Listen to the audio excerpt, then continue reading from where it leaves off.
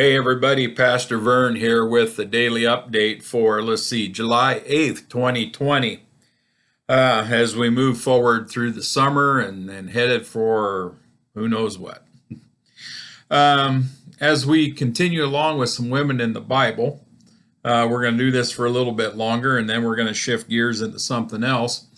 But as we continue with that, we talked a couple days ago about Deborah, who was a multifaceted woman from the Old Testament. She was a prophet, a warrior, a judge, really had a lot of those roles that were traditionally male roles, but yet she excelled in those. And so that was very notable in the scriptures. She had a very special place in the history of the Hebrew people. And today we're going to talk a little bit about Huldah, who is another prophet that is from the Old Testament, about the same time as Deborah, or in that same realm as Deborah. She is one of the named prophets in the Old Testament that were female. There was actually several of them that were named that were female prophets. I was a little surprised when I got to doing some more research on this.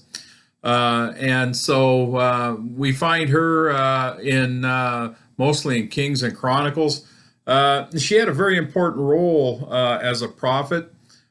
She did not have that multifaceted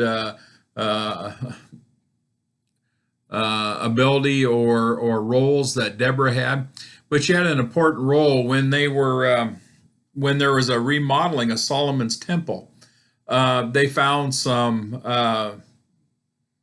scrolls of Moses, and they weren't sure quite what to make of them, and so they decided that they needed to go to someone, a prophet who would maybe could identify that they were authentic, and she was able to do that. She said they were authentic, and then she prophesied the future destruction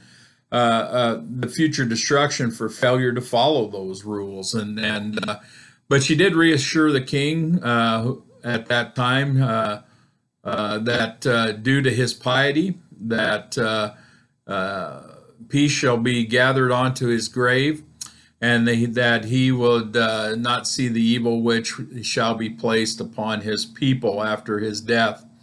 So she's got this place where she's got the authority to verify this documents that they were part of Moses's writings at the time. So we're kind of excited about knowing that some of these roles that the women had, especially the ones that were pivotal as the prophets, because the prophets had a profound effect on the people of Israel, either in the way that they prepared them and or warning them for what was happening, and then finding out that yes, God does fulfill even the undesirable things that he promises us if we do not follow his will and follow what they had laid out for them. One other kind of interesting thing that I picked up, though, I haven't looked so much at the translation of the names.